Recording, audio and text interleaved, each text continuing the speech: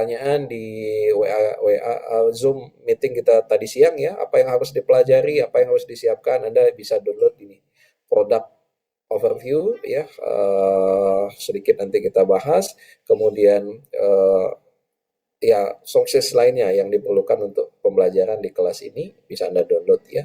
Demikian juga nanti yang lain ya. Kemudian ada download paket tracer ya. Nah, ini usahakan setelah pertemuan ini ada Sabtu Minggu Anda punya waktu, silahkan di-download ya. Kemudian di sini pastikan ini requirement-nya ya, saya pikir laptop yang Anda punya yang mudah-mudahan bisa sudah di atas ini ya, 4 GB ini requirement-nya juga kecil ya, tidak terlalu tinggi, mudah-mudahan bisa terpenuhi. Nah, sayangnya memang dia baru menyediakan untuk Windows, tapi Linux versionnya Ubuntu. Kalau Anda pakai distro lain ya barangkali ada compatibility yang bermasalah ya. Dia hanya menyediakan untuk Ubuntu dan Mac OS. Yang pakai Mac ya sudah tersedia ya.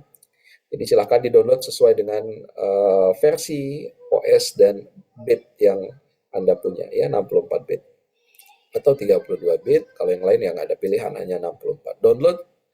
Nah, bagi yang baru pertama kali nanti di kelas praktik ya, mungkin nanti saya coba dari awal, tapi tidak ada salahnya kalau misalkan Anda punya waktu. Ini ada tutorial ya, ada 2 jam. Silahkan diklik, Anda tonton bagaimana cara penggunaannya. Kemudian lebih detail lagi ini 3 jam. Kemudian ini juga 3 jam ya. Kalau ini mungkin sudah levelnya nggak perlu deh. Ini kalau kita belajar pakai IoT, kalau Anda tertarik ya silahkan. Tapi 2 course ini cukup ya. Nonton 2 file ini sudah cukup, 2 jam dan 3 jam.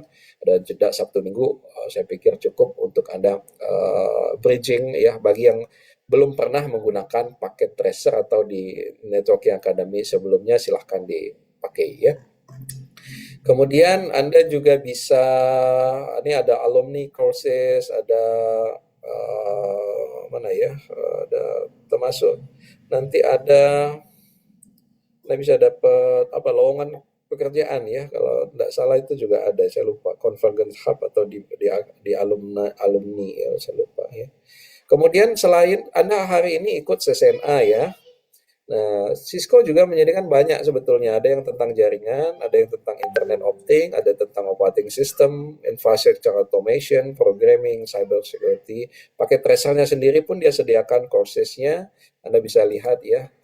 Nah caranya kalau yang CCNA ya itu harus ada instrukturnya. Tapi kalau Anda pilih ini, Anda uncheck ya, yang ini instructor-led-nya Anda buang, kemudian online self-paced learning, ya, kemudian Anda bisa melihat ada banyak sebetulnya course yang ditawarkan oleh Cisco yang free ya, dan tidak berbayar, dan Anda bisa dapat sertifikatnya juga ya. Kan ini pakai tracer Anda bisa ambil, kemudian cyber security, IoT, kemudian ada JavaScript, ada Linux ya, ada C++ ya, cyber security essential ini levelnya sudah intermediate level ya, dan seterusnya, ada Python programming ya, ini free dan Anda bisa pelajari sendiri. Anda selesaikan examnya, Anda bisa dapat sertifikat, dan mudah-mudahan itu membantu meningkatkan skill Anda untuk mencari pekerjaan nanti ya. Saya back lagi, pakai tracer sudah ya. Kemudian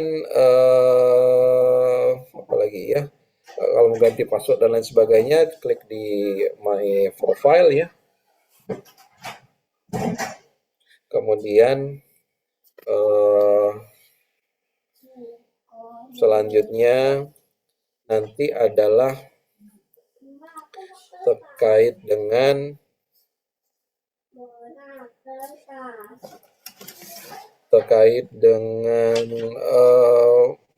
materi ya. Anda klik lagi ke I'm Learning ya. Kemudian Anda boleh pilih kalau saya di teaching berarti kelas yang Anda sudah enroll tadi ya, ini Anda tinggal klik launch courses ya. Diklik yang tanda panah ini, dia akan buka satu jendela lagi yang berisi informasi materi ya. Nah, ini materi ada 17 modul yang akan kita selesaikan untuk CCNA ITN ya. Jadwal yang sudah saya bagikan Excelnya tadi sore ya. Ini tinggal Anda buka, materi ada di sini modul 1 sampai 3, tinggal diklik. Kemudian dia akan buka lagi jendela satu lagi. Informasi modulnya ada di sini yang versi lengkapnya. Dengan saya atau Pak Fadil di setiap live session saya akan juga menyampaikan menggunakan PowerPoint ya. PowerPoint itu versi singkatnya sebetulnya. Materi lengkapnya ada di sini. Tinggal navigasinya Anda tinggal klik 101, 102. Kalau ada video Anda bisa lihat videonya di sini, nonton videonya lebih lengkap ya. Kemudian kalau ada praktiknya kita juga bisa download file paket tracernya di sini ya. Kemudian seperti ini paket tracer. Ini bisa download panduannya, kemudian filenya juga Anda bisa download di sini. Nanti saya pandu kalau pas materinya ada paket tracernya ya. Kemudian selain materi ini, kemudian Anda akan diminta untuk punya ujian modul ya. Seperti tadi disampaikan di sesi awal ya, untuk bisa menyelesaikan studi pertama adalah hadir live session minimal 80%. Kemudian yang kedua adalah mengerjakan modul exam ya. Modul exam tidak setiap live session ada ujiannya, tapi ini grup modul exam ya. Jadi hari ini kita hanya belajar modul 1.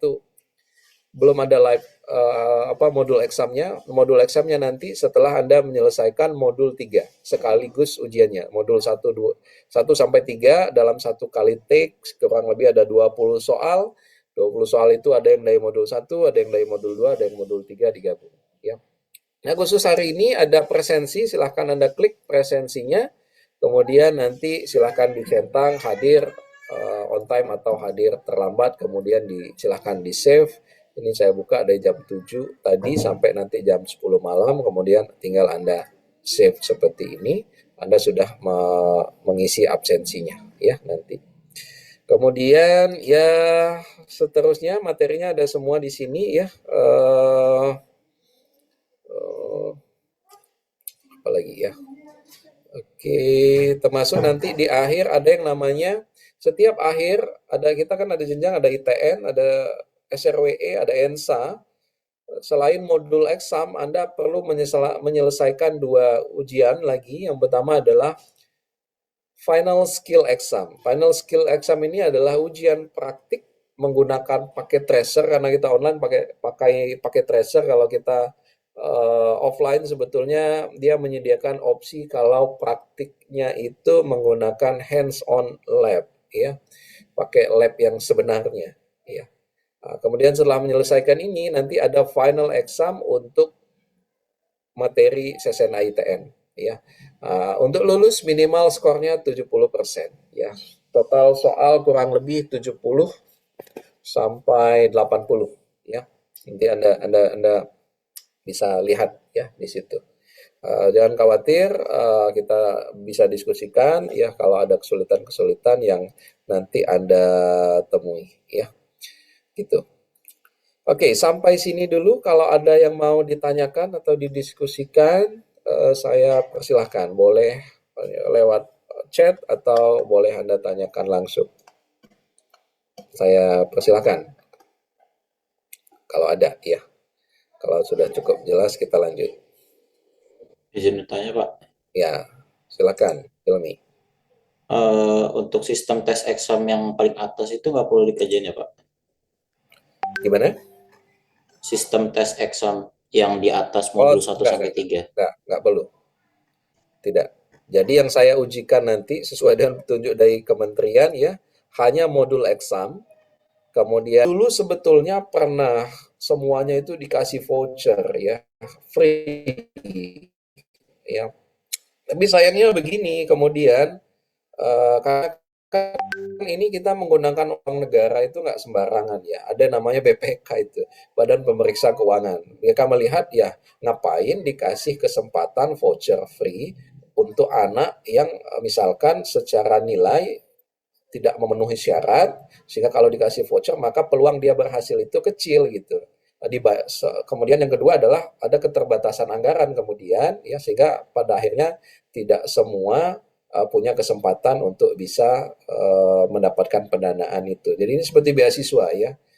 Jadi ini beasiswa yang Anda dapatkan ya untuk bisa mendapatkan lebih ya, tentu sampai sini pun sebetulnya Anda sudah berhasil mendapatkan beasiswa itu kan. Ikut pelatihan ini, instruktur sekalipun kalau ikut pelatihan ini itu bayarnya sekitar 5 juta satu orang gitu, bayar ya. Nah, ini Anda ikut free gratis, sehingga materi yang disampaikan ini juga sudah banyak ya. Ini sedikit saya cerita sedikit Bang Gali ya, karena di pertemuan pertama. Namanya sertifikasi ini kan adalah uji kompetensi ya. Kita punya ijazah tuh. Ijazah ada transkrip. Ijazah dan transkrip itu membuktikan kalau kita pernah kuliah, ya, pernah kuliah. Nilai di transkrip itu menunjukkan bahwa kita punya kemampuan di mata kuliah itu ada nilai A, B, C, D dan seterusnya. Tapi di industri kemudian dia punya cara untuk bisa melihat seseorang itu punya kompetensi yang bagus atau tidak, yaitu dengan salah satunya dengan sertifikasi ini. Ya, dulu 2007 saya masuk kuliah itu 2003, ya. Tahun 2003 Unila itu sudah punya Cisco Networking Academy, ya.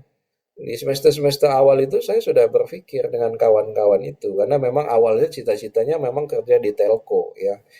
Untuk masuk Telkom saja saat itu Telkom sudah mensyaratkan punya sertifikasi CCNA atau minimal pernah mengikuti kelas CCNA-nya ya, Cisco Networking Academy-nya itu menjadi salah satu prasyarat untuk jadi karyawan tetapnya saat itu.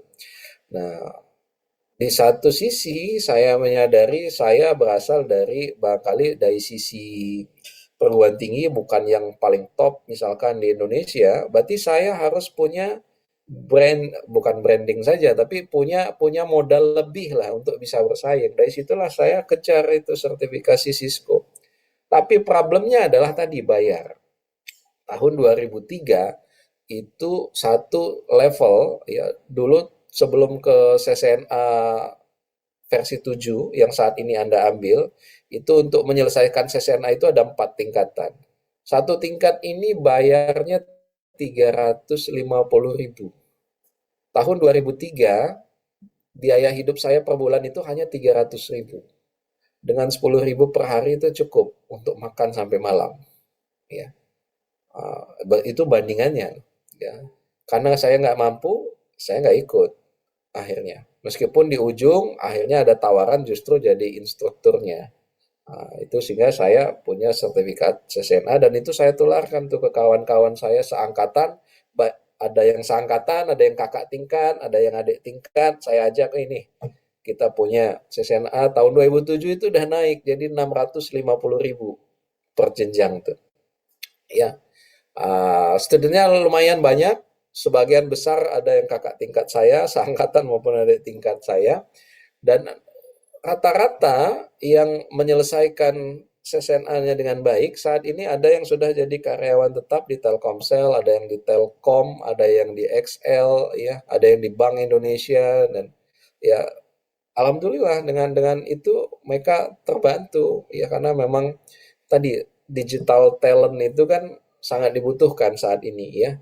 Tapi problemnya adalah apakah lulusan-lulusan dari program studi yang berafiliasi dengan IT tadi punya kompetensi yang dibutuhkan industri atau tidak. Nah itu ya.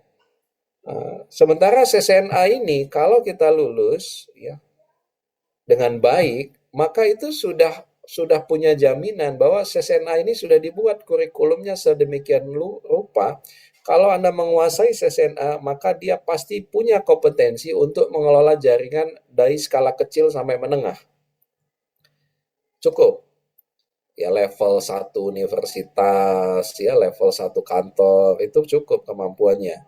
Kalau mau level yang medium apa small to medium tadi ya, level yang lebih tinggi lagi sampai skala enterprise ya, maka kita harus ambil level sertifikasi yang lebih tinggi lagi yaitu tingkat profesional ya CCNP atau tingkat yang lebih tinggi lagi CC Internet Network Expert atau CCIE ya gitu.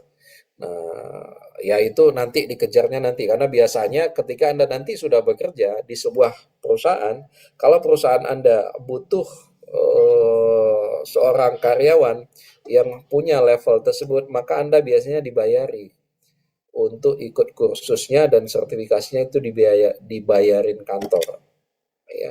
Kalau sudah dibayarin, Anda dapat sertifikasinya, itu akan meningkatkan gaji Anda di kantor itu karena level Anda sudah beda. Ya, jadi punya sertifikasi itu akan membantu Anda untuk mendapatkan penghasilan yang lebih baik ya.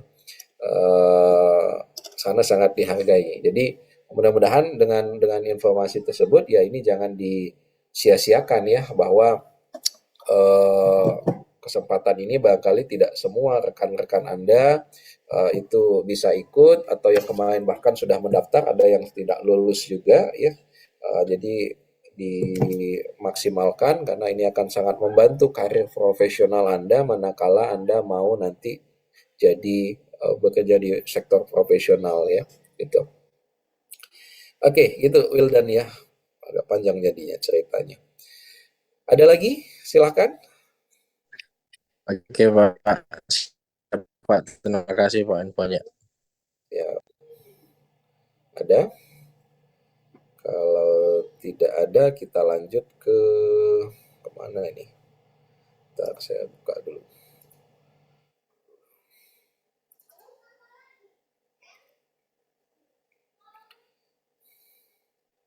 Saya buka dulu.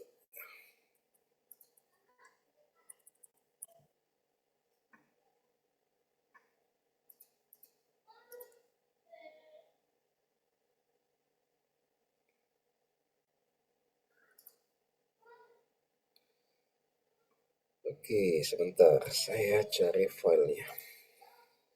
Oke, ini slide ini sebetulnya bisa Anda download ya di CCNA Sources tadi. Kita berkenalan sedikit dengan CCNA versi 7 ya. Tadi kan juga ada yang tanya Pak, ini nanti akan ada update. Oke, ada masalah ya. Karena minor update ya, major update baru nanti akan merubah banyak pertanyaan pada ujian atau sertifikasinya. Kalau minor enggak terlalu banyak yang berubah ya. Versi 7.0 ya, versi 7.0 ini yang kita pelajari. Kenapa kita perlu update ya karena perkembangan IT kan cepat sekali ya. Sekarang ini banyak otomasi sebagian sudah dimulai ke CCNA tapi hanya dalam bentuk konsep, prakteknya itu belum ada ya, mudah-mudahan nanti yang versi yang terbaru nanti ada update di yang otomasi tadi ya. Jadi targetnya siapa? Student interested in pursuing an IT related career ya. Jadi memang dia target audiensnya nggak masalah siapapun. Tadi misalkan dari kehutanan karena yang penting Anda tertarik dengan IT ya. Karena sebetulnya disampaikan dari basic sekali CCNA ini sebetulnya sertifikasi bidang jaringan tuh banyak ya. Ini Cisco. Kemudian Microtik itu dia punya juga namanya MTCNA level level associate-nya ya Microtik uh, Certified Network Associate ya MTCNA. Kemudian Juniper juga sama. Dia punya associate levelnya. Tapi kurikulum Microtik dan Juniper itu terlalu spesifik dengan produknya. Sementara Cisco ini dia lebih banyak bicara konsepnya, meskipun untuk mempraktekkan konsep itu pakai alatnya Cisco. Tapi konsepnya dia ajarkan benar-benar mulai dari apa itu OSI layer, tiap layer itu ada apa di dalamnya, bekerja seperti apa. Alatnya nanti mau pakai Microtik, mau pakai Juniper, mau pakai Cisco nggak ada masalah sebetulnya. Konsepnya Anda paham, ya. Jadi prakteknya memang nanti pakai Cisco, tapi ketika Anda paham konsepnya, disodorin Mikrotik, disodorin Juniper, atau disodorin merek apapun, Anda akan lebih cepat paham ya. Jadi orang lebih banyak favor ke Cisco ya, CCNA ini. Kemudian estimated time to complete ya 200 jam ya. Kalau live sessionnya kita itu sekitar 90 JP, itu kurang lebih ya 2,5 jam ya, 2,5 jam kali 30 ya, hampir 70 jam. Sisanya ya Anda masih punya apa namanya, kewajiban untuk membaca ya, karena sebetulnya banyak materi yang perlu dibaca kembali ya. Yang pertama ITN ini yang akan kita pelajari di 2 atau 3 minggu pertama ya. Ada 17 modul di dalamnya. Total ada 24 hands-on lab, 31 Cisco Packet Tracer Activities, ada 36 videos, dan ada quiz ya. Kemudian ada modul exam, ada grup modul exam, 1 kali final exam ya. Nah, ini mungkin kita nggak coba semua. Kalau modulnya akan dibahas semua, 17 modul akan dibahas ya. Tapi nanti kita pilih-pilih paket tracer activities-nya, kita pilih-pilih, videonya juga mungkin tidak semua, tapi secara lengkap Anda bisa akses semua ini di netakat.com tadi. Anda bisa putar lagi, Anda bisa download, Anda bisa praktikkan, dan seterusnya ya.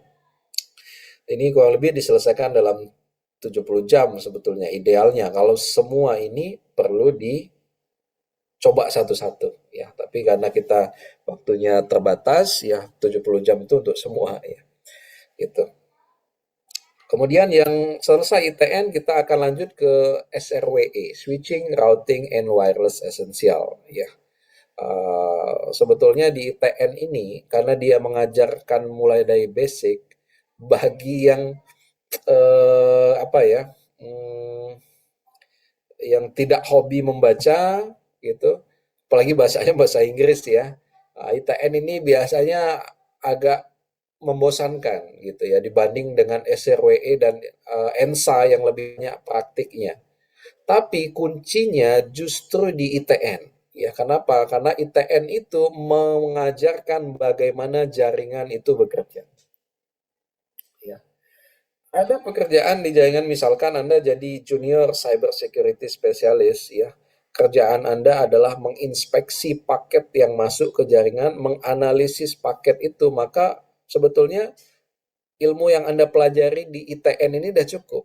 Ya, karena Anda akan mengenali ini paket, yang bagaimana cara menangkap paket ini, kemudian paket itu isinya apa, itu Anda bisa bedah dengan OSI layer tadi ya.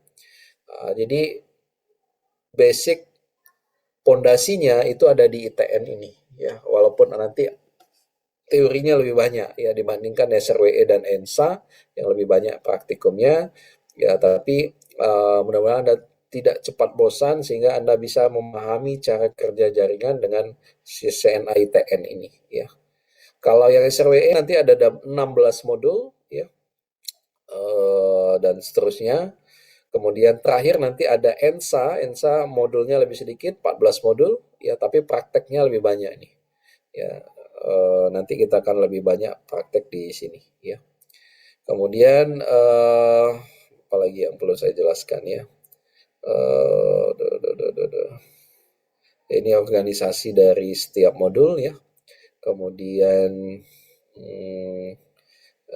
mereka ke versi 7 ini dia perbaiki mulai dari konten, materi, dan lain sebagainya, dia perbaiki semua.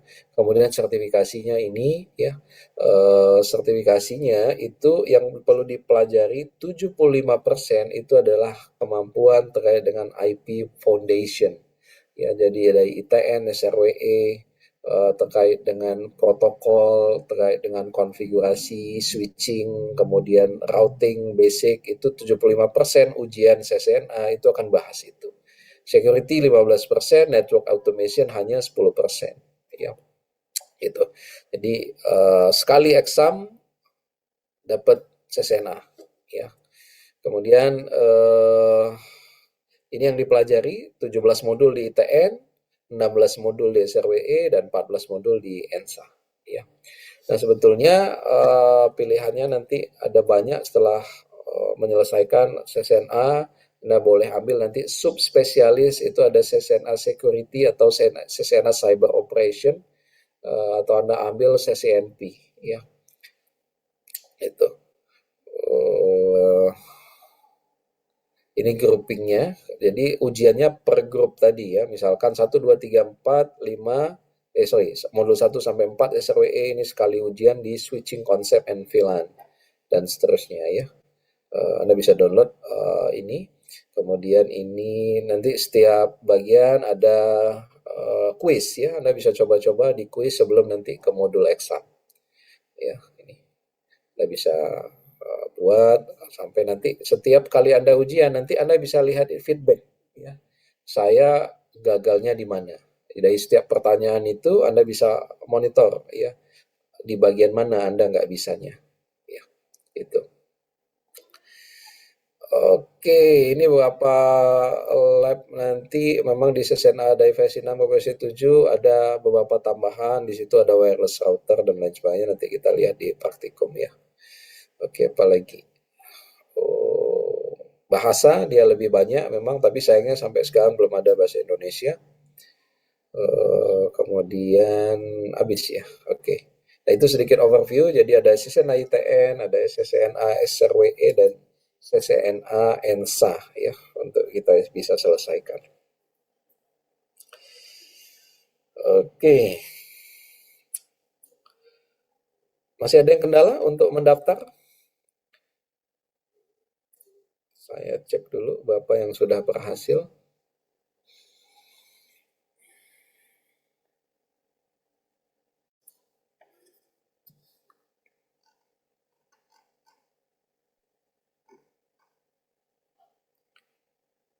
Ada 24 yang sudah berhasil. Zoom meeting kita 27 ya. Masih ada 3 yang belum berhasil mendaftar ya. Kalau ada kendala silahkan disampaikan. Kalau memang belum bisa malam ini nggak apa-apa, nanti silahkan dilanjutkan ya, berhasil login nanti. Oke, sampai sini dulu. Ada yang mau ditanyakan? Sebelum lanjut, kita punya satu modul yang akan dibahas di malam ini ya, yaitu Introduction to Network. Ya, networking today, networking today. Oke, ada yang mau ditanyakan? Untuk sejauh ini cukup. Cukup ya. Oke, kita lanjut ke materi ya.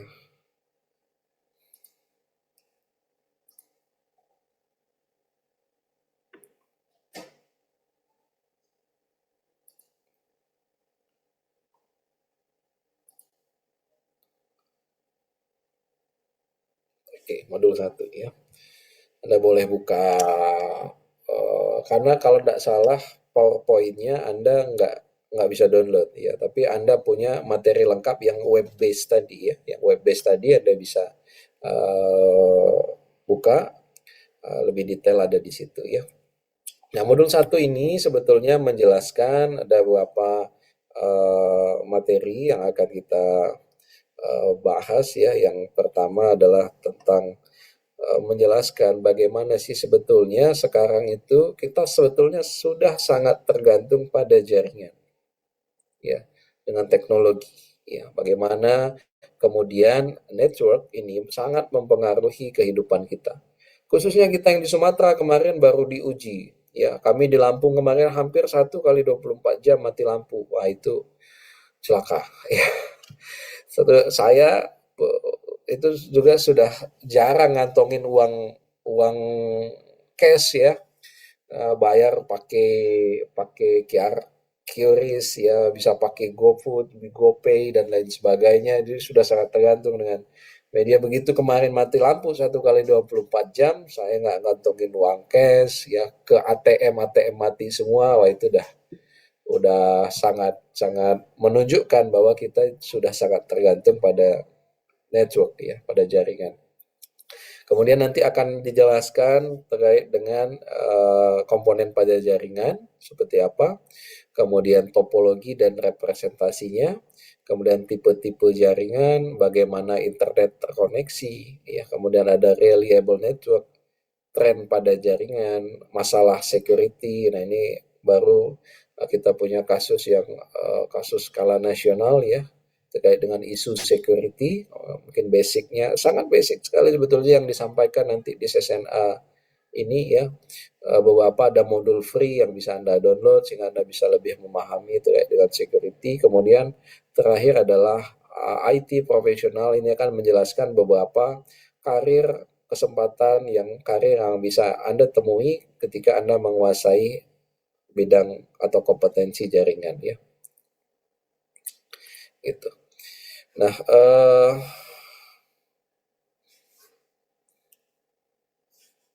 kita lanjut 1.1 ya.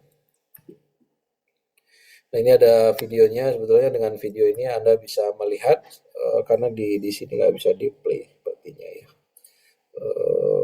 Hanya gambar aja ini.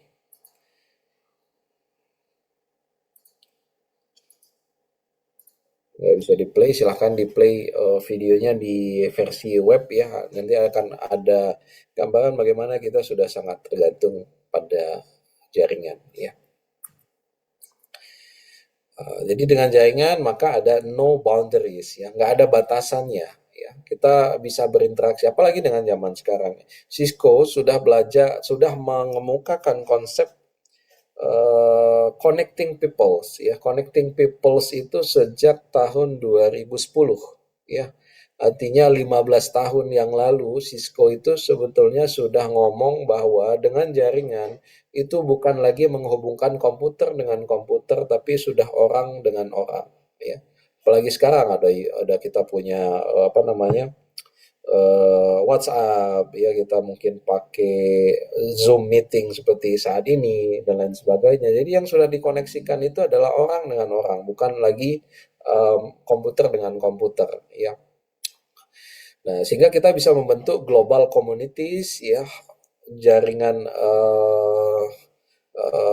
saling bisa bersosialisasi, berinteraksi dengan berbagai manusia yang ada mungkin di belahan bumi yang entah di mana ya, yang kita mungkin secara fisik nggak pernah ke sana gitu.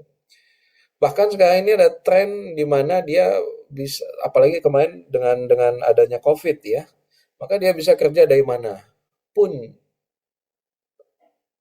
bisa dari rumah, bisa dari tempat mana-mana. Jadi kalau Anda ke Bali sekarang, itu punya tren banyak sekali pekerja IT dari Eropa, kemudian milih pindah ke Bali. Kenapa? Di Asia ini, biaya hidup sangat murah sekali. Ya, sementara gajinya, dia pakai gaji standar Eropa tuh. Ya. Bayangkan kalau dia digaji misalkan yang paling nggak mungkin lah 1.000 US dollar, itu skala di sana masih kecil sekali. Misalkan taruhlah dia digaji 5.000 US dollar gitu ya per bulan. Nah, di Bali dengan uang segitu dia bisa hidup mewah tuh. Sementara dengan 5.000 US dollar itu kalau dia stay tinggal misalkan di Eropa apalagi di Amerika, 5.000 US dollar itu kecil banget gitu. Dia kena pajak tinggi, kemudian dia bahan pokok mahal dan lain sebagainya. Sehingga dia banyak yang kemudian memilih ya, saya kerja dengan nyaman di Bali misalkan, baju kotor tinggal laundry ya, kemudian makan tinggal pesen nggak perlu masak ya, mau kerja tinggal cari coworking space gitu ya, nyaman dia di sana gitu. Dan dia bisa kerja ini dengan apa? Jaringan. Dia tetap bisa mengakses sumber daya yang ada di kantornya dengan baik ya, tidak terkendala. Kemudian performance dia tetap bisa diukur dengan berapa banyak tugas yang bisa diselesaikan ya. Jadi no boundaries ya, nggak ada sekat lagi ya. Memang ada plus minusnya ya, dengan kondisi saat ini ya ada plus minusnya, tapi kita coba melihat dari sisi plusnya ya. Yang minusnya tentu kemudian kita sebagai manusia perlu memfilter itu karena belum ada firewall-nya ya. Kalaupun ada firewall-nya, ya dia hanya memfilter dari sisi aplikasi. Tapi yang namanya dengan teknologi, misalkan sekarang Indonesia katanya darurat judi online ya. Pemerintah bisa saja memblokir, tapi kan orang dapat dengan mudah lagi si bandar itu membuat website yang sama. Hari ini ditutup satu, dia bisa bikin 10. Ditutup 10, dia bikin 100. Ya. Diblokir, bisa akses pakai VPN dan lain sebagainya. Jadi tergantung filter firewall manusianya masing-masing ya untuk isu-isu negatif tadi ya. Kemudian kita pada jaringan itu kemudian akan mengenal ada yang namanya klien, ada yang namanya server ya. Klien itu artinya yang mengkonsumsi layanan yang disediakan oleh sebuah server ya. Misalkan tadi kita membuka situs netakak.com. Handphone kita, laptop kita pada saat itu disebut sebagai klien. Kemudian yang menyediakan informasi websitenya tadi itu disebut sebagai server ya. Nah, server ini kan macam-macam layanannya. Kalau kita buka Gmail, ya itu disebut sebagai email server karena layanan yang disediakan adalah layanan email. Kemudian kalau kita buka tadi netaka.com, buka berita detik.com dan sebagainya itu web server. Kalau kita mendownload file ya disebut sebagai file server. Ini yang umum dikenal pada jaringan ya. Kemudian ada yang disebut sebagai koneksi peer to peer. Peer to peer ini berarti nggak ada nggak ada yang jadi servernya ya, mudah di setup, less complex, lower cost ya, tapi slower performance ya biasanya. Nah, ini kalau misalkan kita di rumah, printernya cuma satu, ya kita bisa koneksikan, bisa pakai wifi, bisa pakai kabel ya, kemudian kita bisa berbagi sumber dayanya, ngeprint dari lewat jaringan bisa ya, dan seterusnya. Ini bisa menggunakan peer to peer. Kemudian aplikasi yang lebih besar, misalkan sekarang kita mengenal ada misalkan apa yang biasa buat download itu, jadi lupa saya. Atau misalkan Bitcoin ya, itu kerjanya juga peer to peer ya, tidak ada servernya tapi dia mengcopy dari satu PC ke PC lain yang ada di dalam jaringannya ya. Itu juga salah satu yang koneksi peer to peer ya. Kemudian dalam jaringan kita ada mengenal namanya end device dan intermediary device ya. Disebut sebagai end device itu end itu ujung ya atau akhir. Maka perangkat yang berada pada posisi paling akhir atau paling ujung itu disebut sebagai end device ya. End device itu bisa bermacam-macam, bisa seperti IP phone, bisa seperti handphone kita, komputer, laptop, tablet dan lain sebagainya. Ya, itu disebut sebagai end device. Yang di tengah-tengah yang menghubungkan perangkat end device ke end device yang lain itu disebut sebagai intermediary device. Ya, inilah jaringan yang mengkoneksikan kita dengan macam-macam. Ya. Kemudian ini tadi intermediary device inilah yang menghubungkan kita. Ya, di rumah kita Anda sekarang terkoneksi dengan saya pakai apa nih? Misalkan mungkin ada yang pakai handphone. Berarti dari handphone Anda itu ke BTS, BTS disalurkan ke kantor cabang terus dan seterusnya sampai dia meraih servernya Zoom dan lain sebagainya. Ya. Ada yang mungkin pakai layanan WiFi di rumahnya, berarti dari handphonenya terkoneksi ke wireless router dan seterusnya dikirim pakai fiber optik dan seterusnya. Ya. Nah, media yang menghubungkannya sejauh ini ada 3 ya. Yang pertama adalah menggunakan kabel metal. Metal ini kabel tembaga, ya, copper. Meskipun sekarang kabel metal ini sudah sangat sedikit sekali penggunaannya. Kenapa? Karena banyak orang pindah ke wireless ya. Wireless ini kan instalasinya lebih mudah dan tidak terlihat kabel simpang siur ya. Jadi untuk end device orang sudah banyak beralih ke wireless ya. Kemudian untuk koneksi dari satu titik ke titik yang jauh, kemudian orang sudah pakai fiber optik nih sekarang ya. Tidak lagi menggunakan kabel tembaga. Ya, contoh dulu kalau misalkan Anda masih mengingat ada layanan dari Telkom Speedy. Telkom Speedy itu nggak bisa cepat Kenapa? Karena dia menggunakan kabel tembaga yang bersamaan dengan kabel telepon, ya. Sehingga dia menggunakan namanya teknologi DSL, ya. Teknologi DSL ini satu line itu hanya bisa support sampai 1,5 mega, ya. Eh, kalau tidak salah ya, lupa saya, 1,5 mega ya kalau tidak salah ya. Pada zaman itu dengan kapasitas karena multimedia belum semasif sekarang ya mungkin nyaman-nyaman aja browsing pada zaman itu ya. Kalau sekarang karena kita sudah multimedia, nonton TikTok, YouTube dan lain sebagainya, bandwidthnya butuh lebih besar, tentu kemudian Telkom beralih kemudian pakai yang namanya yang kita gunakan adalah Telkom IndiHome ya. IndiHome itu sudah beralih, dia tidak lagi pakai kabel tembaga tapi sudah menggunakan fiber optik. Ya. Demikian juga penyedia jasa internet yang mungkin ada di sekitar Anda yang tiangnya banyak di depan rumah, kabelnya kemana-mana itu sudah fiber optik semua. Ya. Fiber optik itu menggunakan baik serat kaca maupun plastik, ya, tapi dia sudah menggunakan cahaya sehingga bisa lebih cepat. Ya, nanti kita bahas satu-satu ya. Ini secara umum dulu. Network representation diagram, kita akan mengenal beberapa diagram ini supaya Anda bisa dari awal sudah memahami kalau nyebut end device itu ada simbol desktop computer, ada laptop, IP phone, wireless tablet, kemudian intermediary device itu ada lambang LAN switch, wireless switch, firewall, kemudian network media, ada WAN media, ada LAN media, ada wireless media. Ini kalau pakai paket tracer nanti simbol-simbol yang digunakan adalah simbol-simbol ini ya.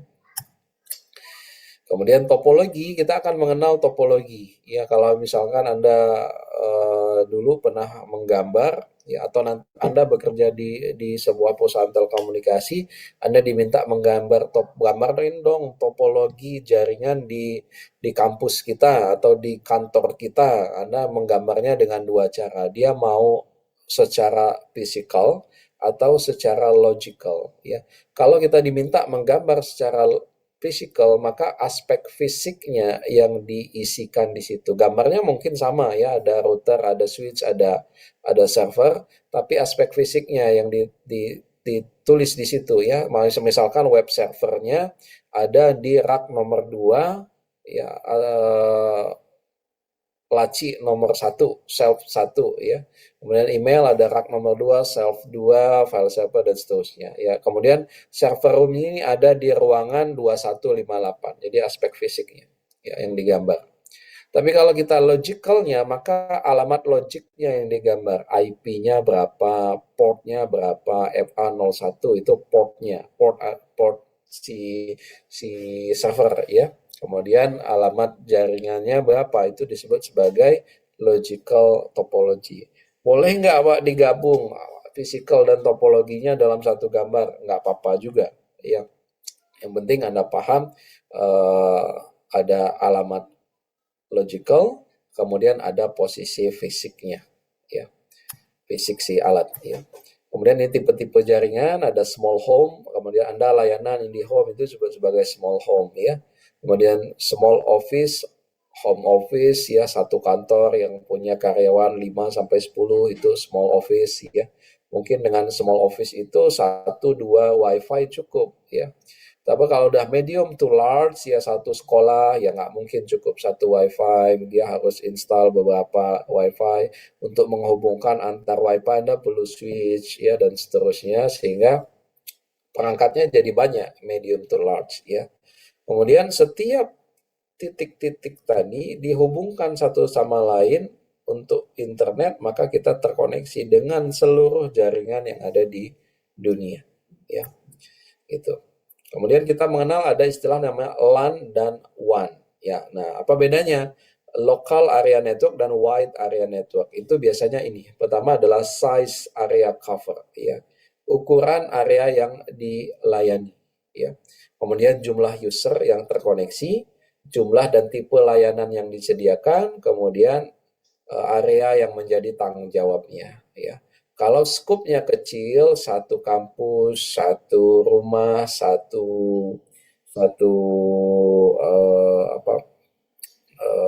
RT misalkan ya, bisa aja nih disebut sebagai local area network. Tapi menghubungkan antar titik dalam satu kota, antar kota, antar provinsi dan seterusnya, itu disebut sebagai wide area network, ya, gitu. Ini lebih detailnya ya, biasanya LAN menyediakan bandwidth yang jauh lebih cepat ya, tapi tergantung juga nanti dia pakai perangkat apa. Tapi untuk LAN, kalau kita pakai bandingkan dengan WAN, dengan teknologi yang tertinggi saat ini untuk masing-masing LAN dan WAN, ya tentu LAN lebih cepat ya, dengan harga yang lebih murah ya. Itu koneksi WAN itu berbayar dan harganya mahal. Kemudian ini internet berarti mengkoneksikan seluruh LAN yang ada di seluruh dunia ini terkoneksi satu dengan yang lainnya, jadilah dia internet ya. Makanya sebetulnya di dunia internet ini nggak ada yang aman. Selama Anda terkoneksi dengan internet, maka selama itu pula handphone Anda, laptop Anda ya. Masuk yang kejadian kemarin di pusat data nasional ada di Surabaya, yang ngehack itu bisa dari mana aja, dari belahan bumi manapun, nggak ada masalah selama dia bisa menjangkau itu lewat kabel, lewat jaringan, lewat fiber optik, lewat wireless tadi, maka dia bisa punya akses ya ke perangkat itu. Jadi lebih nggak aman sebetulnya dunia maya ini banding dunia nyata. Dunia nyata kita pasang tralis, pasang pagar, gembok, aman kita ya. Tapi di dunia maya, meskipun rumah kita sudah gembok, sudah kita tralis, di rumah kita nyalain handphone, nyalain wifi, ya orang dari luar bisa menyusup, mengambil alih apa yang kita miliki di dalam gitu. Oke, lanjut internet connection.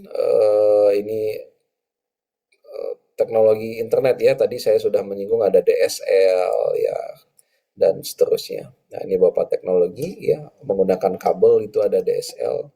Jadi sekarang sudah ditinggalin lah DSL ya, nggak ada yang pakai lagi. Ya mungkin kalaupun pakai ya nggak banyak lagi DSL karena lambat ya.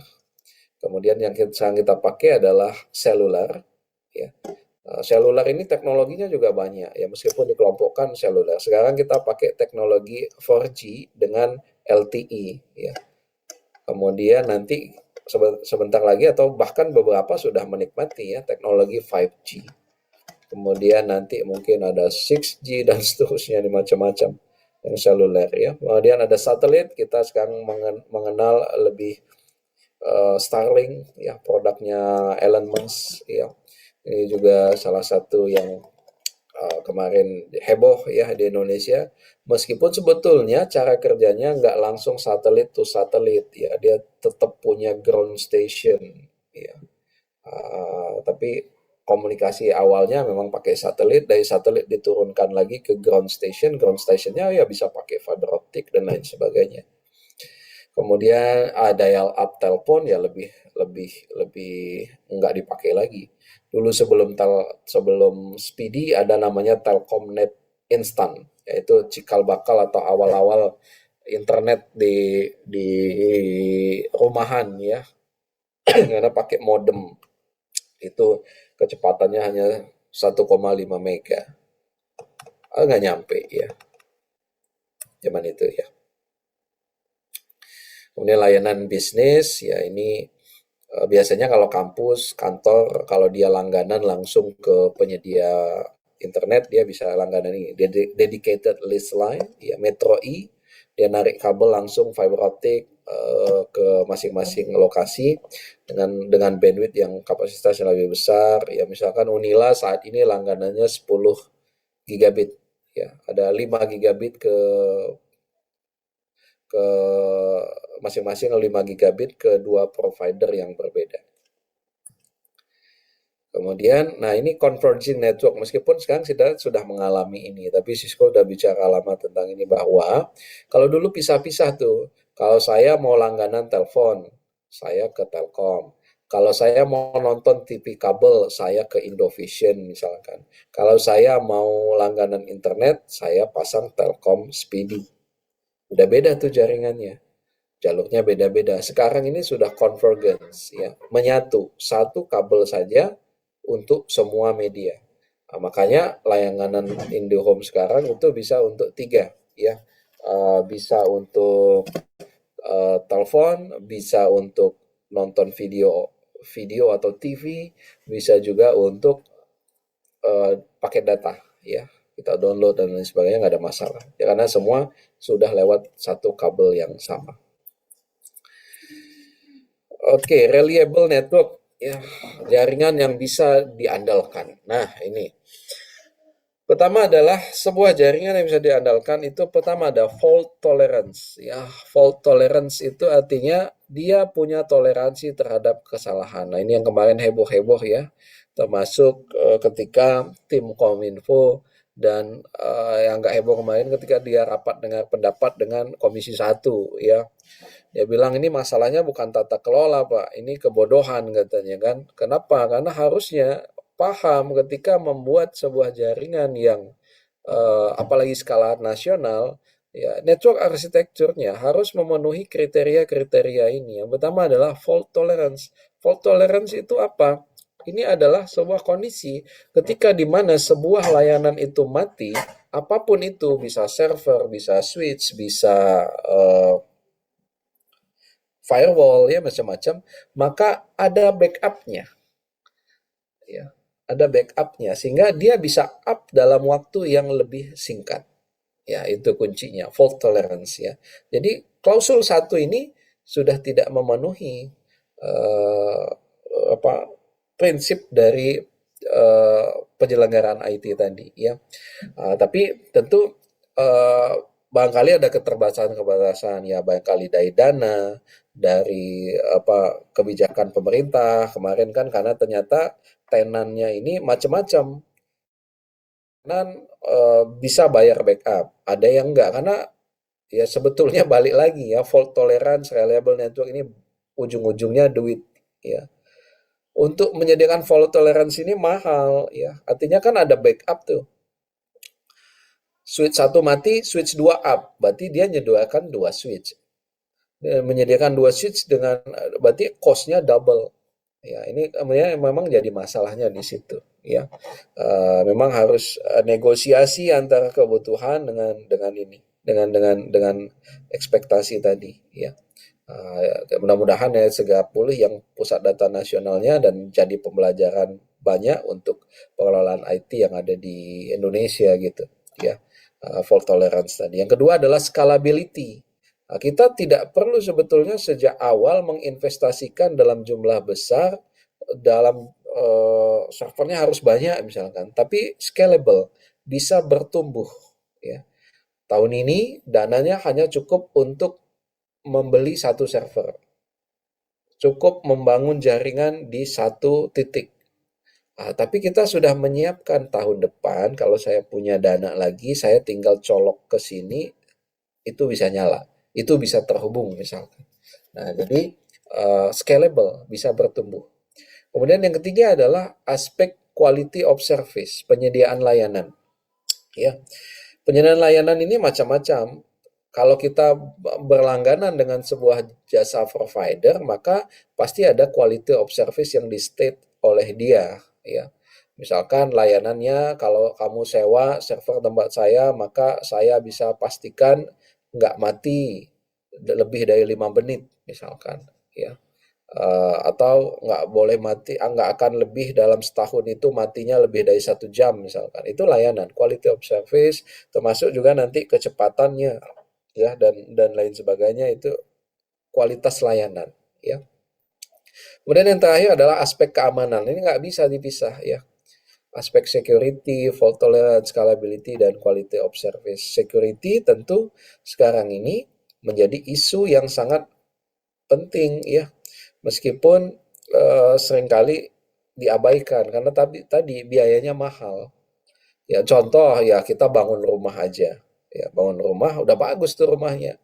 Tapi nggak pasang teralis, nggak pasang pagar, nggak aman dong. Ya. Kalau saya pasang teralis, pasang pagar, pasang CCTV misalkan aman, tapi ongkosnya mahal, gitu kan, untuk keamanan tadi. Atau mungkin nanti jadi lebih ribet karena saya harus cari kuncinya, saya harus tutup pagarnya setiap hari. Tapi punya konsekuensi kita merasa lebih aman. Tidak akan pernah 100% aman dari internet. Kalau 100% aman, bagaimana? Cabut internetnya. Nggak usah terkoneksi internet, baru aman dari internet. Karena selama terkoneksi ya kondisi-kondisi ancaman terhadap keamanan itu akan ada terus. Ya. Fault tolerance ya, kemudian scalability, kemudian quality of service, network security. Ya. Oke, terakhir terkait dengan network trend ya, ini tren pada jaringan ya, ada bring your own device. Anda sudah ngalamin sekarang kalau di kampus mungkin lab-labnya tidak lagi banyak. Anda boleh bawa laptop sendiri misalkan, ada juga begitu ya, termasuk di kantor ya, Anda diperkenankan membawa alat Anda sendiri. Kemudian online collaboration, video communication, ada cloud computing yang sekarang tren juga dipakai ya, dan seterusnya ya. Ini online collaboration, kemudian ya termasuk pembayaran secara digital ya, itu adalah kemajuan-kemajuan yang kita nikmati untuk perkembangan teknologi jaringan ini ya. Smart home, smart office ya, itu sekarang lagi tren ya. Smart car ya, jadi mobilnya bisa nyetir sendiri dan lain sebagainya ya. Nah, isu yang kemudian muncul ini network security ya, siapapun bisa akses jadinya ya. Sehingga makin vital sebuah aset digital, maka keamanannya juga harus makin bagus ya. Nah, ini karena sekarang itu ada istilah yang tren di data science, itu adalah data is the new oil ya. Siapa yang menguasai data, maka dia akan bisa berbuat banyak dan menghasilkan banyak dari data itu. Misalkan sekarang kalau kita mengakses data kita itu sebetulnya dipelajari ya. Misalkan Anda yang suka belanja online misalkan ya, itu dipelajari tuh oleh Tokopedia, Shopee. Oh, hari ini Ilmi misalkan sedang cari handphone merek A. Besok ketika kita buka, dia pasti iklannya itu handphone merek A tadi. Ya. Sehingga ada kemungkinan kita mengklik itu lebih tinggi. Kenapa? Karena tadi kemarin kita sudah dipelajari profil kita, kita senang bukanya itu dan seterusnya. Ya. Oke, security. Nah, beberapa isu security pengamanannya akan kita pelajari juga di level CCNA, meskipun ini ya basic sekali ya. Dibandingkan dengan teknologi keamanan yang berkembang. IT profesional ya. Nah, level sertifikasi Cisco itu ada jenjangnya ya. Yang di bawah CCNA itu sekarang ada CCST ya, CCST. Dulu CCEN, saya nggak tahu berubah jadi CCST itu atau enggak, saya enggak terlalu ngeh di situ, tapi di bawah CCNA ini ada CCST, ada dulu namanya CISEN ya, yang kemudian berkembang ada CCNA ini punya spesialis ya, ada CCNA security, ada macam-macam. Kemudian di atasnya ada CCNP, kemudian paling atas itu ada CCIE. CCIE ini ujiannya itu nggak bisa selesai di Indonesia. Ya, ujian praktiknya sekarang paling dekat kalau alatnya itu lagi keliling, ya dia bawa keliling. Paling dekat kelihatannya dia singgahnya itu di Singapura. Jadi kalau mau CCIE ujiannya paling dekat ke Singapura. Kalau dulu hanya tersedia di US ya. Jadi kalau mau dapat CCIE itu ujian prakteknya harus ke Amerika. Jadi sebetulnya nggak mungkin kalau kita biaya sendiri, ongkosnya udah berapa tuh, apalagi biaya sertifikasi. Tapi perusahaan yang concern di bidang telco akan membiayai si karir karyawannya, gitu ya. Saya punya mahasiswa angkatan 2015 waktu itu ya, kebetulan dia aktif juga di student, dia aktif juga di UPT TIK di kami ya. Kita sertifikasi waktu itu Mikrotik, kemudian diajari CCNA meskipun belum dapat sertifikasinya. Begitu dia kerja awal itu di salah satu perusahaan IT yang cukup besar, saya lupa namanya. Nah itu dibiayain dia, CCNA-nya di atas level CCNA itu juga dibayarin tuh, untuk bisa dapat sertifikasi ini. Ya. Nah tentunya pekerjaan di bidang IT ini sekarang sangat berkembang, sangat banyak dibutuhkan ya. Bahkan apa-apa sekarang ini butuh orang yang bisa IT ya. Jadi tidak salah memang ketika Kominfo ini sejak tahun 2018 ya mungkin ya punya program Digitalent ya dan sampai sekarang makin berkembang, makin banyak ya. Ini untuk memupuk talenta-talenta digital yang ada di Indonesia sehingga nanti saat surplus eh, angkatan kerja kita ini memang menguasai dan punya kompetensi. Sehingga nanti ketika dibutuhkan orang yang bisa setup jaringan misalkan, ya dia nggak merekrut orang yang berasal dari luar Indonesia, tapi memang talent-talent yang berasal dari Indonesia. Ya, nah, ini jadi salah satu program yang sangat bagus dan luar biasa dari Kominfo adalah Digitalent ini menyediakan beasiswa untuk para talent-talent muda, ya termasuk Anda saat ini untuk bisa menguasai jaringan. Tinggal nanti dengan modal ini Anda teruskan, Anda bisa dapat pekerjaan yang lebih baik, kompetensi yang lebih baik, ya sehingga ya kehidupan ya mudah-mudahan kehidupan yang juga jauh lebih baik gitu ya. Oke, habis ya. Nanti setiap akhir modul Anda bisa cek nanti ya ada modul practice and quiz ya. Quiz-quiznya Anda bisa coba. Kalau ini nggak perlu saya buka, Anda bisa coba, salah, Anda ulangi lagi berkali-kali silahkan ya untuk belajar ya. Gitu. Oke, itu modul 1 ceritanya tentang tren ya. Tentu trennya ini tren ketika slide ini dibuat itu sudah tahun berapa ya lupa 18 atau 19 gitu ya setelah 5 tahun sekarang lebih ini kan industri jauh jauh berkembang ya kita ini belum ada dia bahas tentang AI ya.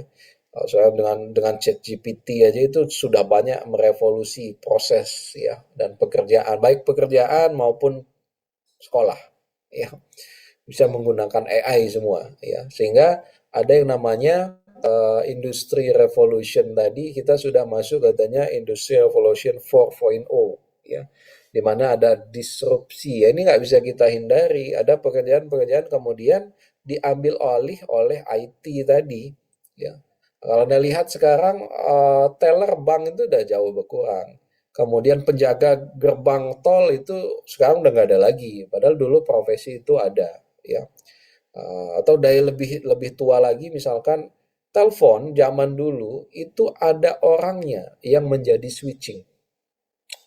Jadi disambung switching itu apa? Menyambungkan ya. Jadi dari satu titik ke titik lain. Misalkan saya nelpon Wildan misalkan.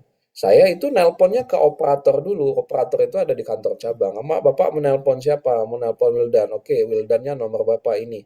Dia cari colokannya tuh. Dicabut, colokan ke kabel sehingga saya terkoneksi secara kabel ke kabelnya yang ke rumahnya si Wildan tuh. Ada orangnya dulu itu. Kemudian beralih ke analog switching. Sekarang sudah digital switching. Ya, jadi itu dilakukan secara digital. Ya, orangnya mana hilang. Ya. Jadi dari sudah jejak zaman dulu itu disrupsi ini terjadi. Sekarang ini memang lebih banyak profesi yang kemudian terdisrupsi. Bahkan mungkin belajar seperti ini nggak butuh dosennya lagi nanti ke depan gitu. Mungkin ada AI-nya itu sekarang sudah mulai itu. Ya, jadi banyak profesi yang kemudian nanti hilang ya. Tapi jangan khawatir. Kenapa? Karena ada profesi-profesi baru yang muncul ya yang bisa kita ya ini sekarang kita melihat ada orang yang kemudian serius di namanya apa sosial media marketing misalkan itu kan sebuah peluang ada. Kalau saya mau bikin toko, saya harus sewa toko, modalnya berapa. Sekarang tanpa modal yang penting mau bisa. Nah, itu kan peluang-peluang sebetulnya yang terbuka dengan adanya IT ini. Ya, jadi jangan khawatir bahwa dengan kompetensi nanti pasti Anda akan bisa lebih sukses dengan apa media digital ini. Ya, kalau tadi misalkan dari kehutanan, eh, dengan IT sekarang kita bisa cek ya, dengan AI, dengan data science kita bisa cek ya, misalkan tanaman ini usianya berapa, kemudian tanaman ini sakit apa, tanaman ini tanaman jenis apa, menghitung jumlah pohon dalam hutan gitu ya, itu bisa dilakukan dengan teknologi IT ini ya. Dan di kehutanan itu banyak juga beberapa dosen yang concern ke situ. Apa jadi pakainya IT ya. Jadi IT ini sudah kemana-mana ya, termasuk di bidang kesehatan juga sama ya, di bidang perbankan ya, bidang keuangan apalagi ya, walaupun ada pinjol-pinjol itu ya. Tapi ya inilah ya, bidang IT sudah kemana-mana ya. Jadi yang penting Anda adalah talenta-talentanya yang nanti akan menguasai IT ini. Oke, kita masih ada waktu kurang lebih 15 sampai 10 sampai 15 menit ya. Kalau ada yang mau didiskusikan, pertanyakan, saya persilahkan sebelumnya. Ada yang mau ditanyakan?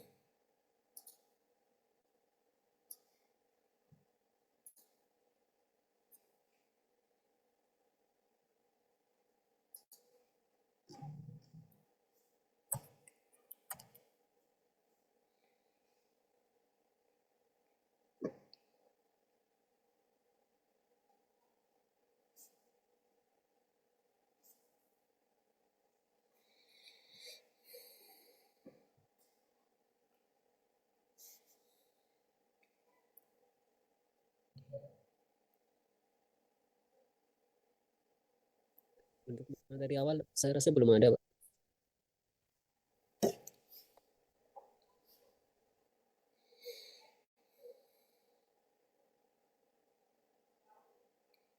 Silakan Wahyu, Trio Wahyu.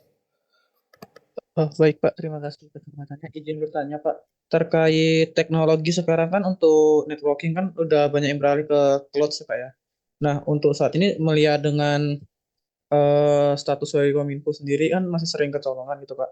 Menurut Bapak gimana Pak ya untuk perkembangan cloud itu sendiri di Indonesia? Apakah masih perlu perkembangan lebih lanjut terkait cyber security-nya atau bagaimana Pak? Ya, ya, terima kasih Wahyu. Ya, jadi memang seperti yang tadi kita sempat bahas ya, isu security ini akan selalu jadi isu sampai kapanpun, mau secanggih apapun teknologinya. Karena ini kan seperti apa, maling dengan polisi ya. Polisinya canggih, malingnya akan cari metode yang juga lebih canggih. Tinggal nanti siapa yang unggul ya. Isu ini akan tetap ada. Nah, tinggal sebetulnya kita meminimalisir atau melakukan mitigasi terhadap ancaman-ancaman keamanan. Nah, ini yang menjadi isu sebetulnya. Kita nggak akan pernah bisa menghilangkan isu keamanan 100% ya. Yang bisa kita lakukan adalah menurunkan faktor risiko keamanan ini pada level yang bisa kita kendalikan. Nah, kalau kita melihat misalkan contoh kasus PDNS kemarin ya, disebutkan di awal bahwa ada tenan yang melakukan kesalahan dengan mengklik file yang kemudian mengeksekusi si ransomware itu pada jaringan itu. Apa masalahnya berarti? Ada edukasi yang tidak tuntas disampaikan pada level end user. Nah, ini adalah pintu masuk yang paling besar ya, yang menjadi problem. Nah, Anda ada di kampus, Anda ada di kantor ya. Misalkan lagi nih, kita ambil contoh, Anda waktu jadi mahasiswa, apakah ada materi yang disampaikan bagaimana tata cara atau berperilaku aman di dunia maya di internet di jaringan kampus Anda gitu kan. Saya pikir jarang sekali atau mungkin nggak pernah bahkan ya. Padahal itu kan setiap end user ini punya potensi membawa bahaya sebetulnya ya. Dia bisa mengklik apa saja, dia bisa membuka website apa saja, sehingga yang pertama adalah melakukan edukasi terhadap penggunanya itu sendiri ya, supaya dia bisa mengakses dan menggunakan perangkat atau jaringan internet dengan bijak ya.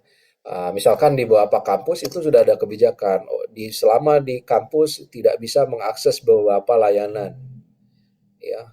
Bahkan lebih ekstrim, beberapa kampus di Eropa dan Jepang itu langsung di DO. Kalau ketahuan mengakses beberapa situs yang dianggap punya afiliasi dengan konten bajakan, misalkan gitu ya. Itu bisa langsung di DO tuh. Atau paling nggak kena sanksi, teguran dan lain sebagainya.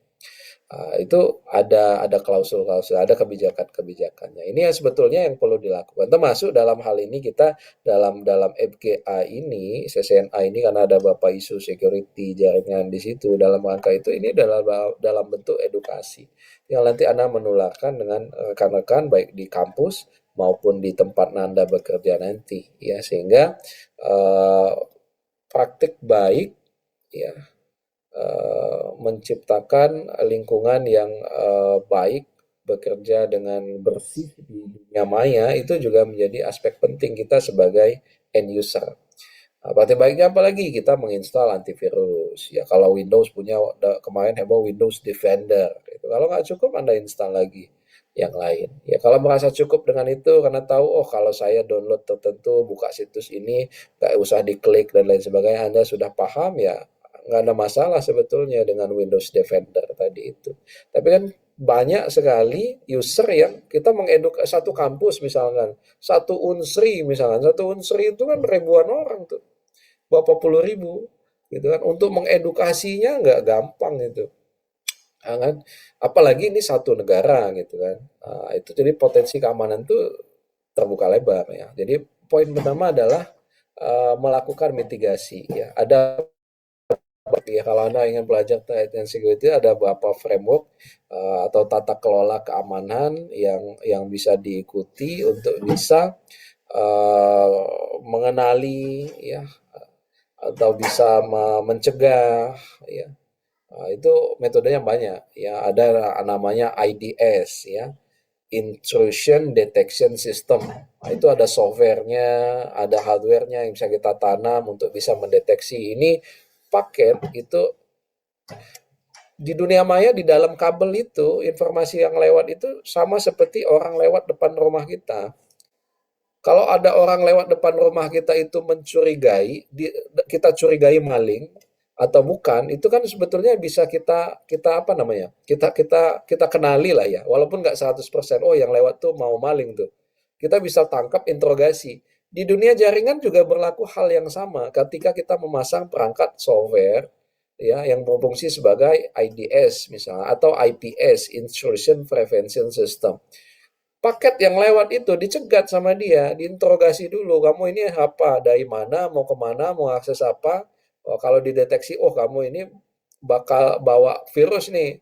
Sudah karantina di situ. Nah, jadi dari sisi pengelola juga punya namanya kewajiban untuk memasang hal-hal yang tadi menerapkan mempunyai regulasi mengedukasi ya penggunanya sehingga akan lebih aman ya nggak akan pernah 100% aman ya tapi lebih aman gitu ya, itu barangkali ya tadi dari pertanyaan tadi ya karena ini kan berkembang terus nih ya hari ini bisa dicegat pakai IDS ini dia bikin lagi supaya tidak bisa dikenali ya. Tinggal nanti yang bikin software IDS ini gimana caranya supaya mengenali itu seterusnya ya. Ya virus itu kan virus kemudian apa tadi yang BitLocker yang ransomware itu kan program juga tapi kan program jahat yang dibuat untuk maksud-maksud yang jahat tadi ya menginfeksi komputer ya karena dia program juga artinya ini bisa dikenali ya dengan program ya sehingga tinggal tadi ya mana yang lebih canggih antara software yang mencegah dengan virus yang mau masuk ya maka perlu update perlu patching dalam rangka itu ya karena yang bikin software itu kan punya Windows juga dia bisa pelajari Windows ini lemahnya di sini kalau saya coding ini nggak kedetek nih sama Windows Defender ya kemudian begitu ada insiden yang Microsoft deteksi, oh ini nggak bisa dideteksi oleh Windows Defender saya bikin rilis update-nya, saya bikin patching-nya, kita yang harus sebagai user harus rajin update dan seterusnya. Ya, jadi modelnya seperti itu, ya. Oke, satu pertanyaan lagi sebelum ditutup. Hai Pak. Ya, silakan. Baik, Pak, baik. Tadi dijelaskan terkait jenis jaringan dari luas cangkupannya. Tadi penjelasannya ada 2, ada LAN dan ada WAN. Kalau tidak salah, saya pernah belajar juga Pak terkait jaringan dari segi luasannya itu ada MAN juga, Ya, ada metropolitan. ya. Mungkin update materi atau kurikulum saat ini terkait dunia jaringan itu sudah dihapuskan atau gimana? Itu Pak, mungkin butuh penjelasan terkait itu. Kemudian tadi terkait menghubungkan jaringan dari satu kota atau provinsi yang berbeda, itu caranya tadi apakah hanya pakai kabel, tarik kabel sendiri, misalnya ada server A dan server B yang terletak di 2 lokasi yang berbeda, caranya kita hubungkan selain tarik jaringan atau ada cara lain seperti sewa provider atau Ya. lainnya, mungkin itu masih agak Pak, di bayangan kami. Oke, terima kasih, Wildan. Ya, oke, saya yang pertama dulu ya. Nah, itu dari sisi coverage memang macam-macam ya. Yang paling kecil itu namanya sekarang ada namanya PAN, Personal Area Network. Ya, yang masuk di situ dulu ada teknologi namanya infrared, ya, ada Bluetooth masuk situ. Dalam skop yang kecil, yang ada dalam sekitar kita, dalam koneksinya 2 meter, 3 meter gitu. Itu disebut sebagai personal area network. Yang lebih besar tentunya sampai 100 meter, sekian kilo ya dalam satu singkup administrasi yang sama, satu kampus, satu sekolah, satu RT misalkan ya. Itu kita kenal sebagai LAN ya. Nah, memang yang lebih luas lagi ya kalau kita mau detailkan ada yang namanya MAN, Metropolitan Area Network ya, dalam satu kota, dalam satu kabupaten itu biasa bisa juga kita sebut sebagai MAN ya. Nah, yang lebih luas lagi tentu yang mengantar antar provinsi, antar negara, antar benua, ini yang kemudian kita kenal sebagai Wide Area Network ya. Jadi istilah itu sebetulnya tetap ada, tapi meskipun ya memang sekarang karena berkembang ya, jadi istilah-istilah itu barangkali hanya jarang digunakan aja ya. Tapi secara ini tetap ada ya, ada PAN, LAN, MAN, WAN dan seterusnya ya. Mungkin nanti suatu saat kalau ada koloni di Mars ya itu ada komunikasi antar planet gitu ya. Jadi makin berkembang ya. Oke, nah yang kedua ya terkait dengan tadi mengkoneksikan. Kalau jaraknya jauh gimana? Ya, intinya sebetulnya kan kita mengkoneksikan itu ada opsi, ada pilihan. Ya, kalau LAN karena jaraknya masih dalam orde beberapa kilometer ya paling jauh, ya maka kita punya opsi menggelar perangkat milik kita sendiri. Misalkan dalam satu kampus ya, kampusnya cukup besar ya, ada satu gedung ke gedung lain yang jaraknya misalkan 1 kilo misalkan ya. Itu masih bisa kita tangani walaupun biayanya cukup besar. Tapi kalau sudah menghubungkan antar kota, antar provinsi, ya opsi menggelar jaringan sendiri ini menjadi tidak ekonomis ya, karena 1 kilometer menggelar fiber optik itu ongkosnya mahal. Nah, di kita ini mahalnya bukan hanya mahal untuk biaya kabelnya, tapi biaya galinya juga lebih mahal tuh. Dengan 1 kilo gali itu berapa biaya orangnya ya? Itu mahal. Kalau kita nonton di film-film Barat atau Amerika, misalkan dia kan punya terowongan bawah bawah ya, itu dia bisa pasang di situ. Jadi nggak ada biaya gali itu. Tapi di kita ini siapapun yang mau masang harus gali sendiri-sendiri. Telkom pasang gali, ya gas masang gali lagi, PAM lewat gali lagi gitu kan.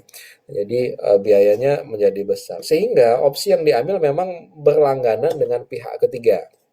Ya, tinggal nanti pihak ketiga ini punya punya jaringan tidak menjangkau ke kita, ya.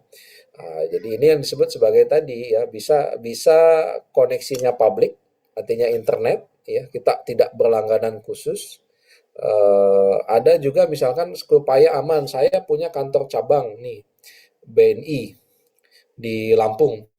Nah, ini punya transaksi, harus kirim transaksi atau terkoneksi dengan kantor cabang nih. Ya, karena kan dia update kan, saya nabung di Lampung, tapi server untuk menyimpan datanya itu ada di Jakarta. Nah, ini kita bisa langganan pihak ketiga, tapi pakai VPN tadi, sehingga lebih secure. Jadi seolah-olah punya dia sendiri, tapi itu public, ya. Itu bisa juga pakai layanan itu, ya. Jadi tentu kalau sudah pihak apa jaraknya jauh, opsi yang biasa dipakai itu adalah berlangganan dengan pihak ketiga yang punya akses ya atau punya jaringan, sehingga memang ongkosnya ditanggung bareng-bareng gitu dengan pelanggan yang juga sama langganan di situ. Tinggal nanti kontraknya apa yang harus disediakan oleh si provider tadi sesuai dengan kebutuhan kita dan budget yang kita punya. Nah, itu tinggal nanti penyesuaian di situ ya. Itu kali ya, Wildan. Oke, barangkali sudah 21.32 ya untuk malam ini ya. Terima kasih sampai dengan malam ini masih bertahan 26 orang. Yang belum absen silahkan tadi login ya, kemudian mengisi absensi yang sudah disediakan di sana. Kemudian nanti lanjutannya kita bahas di WA Group pertemuan live session kedua. Mungkin nanti live session kedua dengan Pak Fadil ya, dia akan sampaikan apakah menggunakan jadwal default kita atau mungkin berubah ya, nanti disepakati saja di WA group yang kita punya, dan mudah-mudahan Anda akan semangat karena kita baru menyelesaikan satu dari 30 pertemuan. Ini seperti puasa ya, jadi kita bisa hitung-hitung 30 kali ya. Ini masih panjang ya. Mudah-mudahan semangatnya tetap ada. Karena tadi ya, ini kita belajarnya free, gratis. Ini dimanfaatkan betul-betul ya, supaya Anda menguasai dan benefitnya kembali ke Anda juga ya. Karena biasanya kalau sudah bekerja punya sertifikasi itu ada tunjangan tambahan tuh di situ. Ya, nanti kita cerita-cerita lagi terkait dengan itu ya. Baik, untuk malam ini terima kasih. Saya akhiri. Wassalamualaikum warahmatullahi wabarakatuh. Selamat malam untuk rekan-rekan semua. Ya, silahkan lanjutkan aktivitasnya. Yang mau istirahat karena juga silahkan istirahat. Terima kasih. Saya tutup ya. End meeting ya. Ya Pak, makasih Pak. Terima kasih Pak. Sama. Kita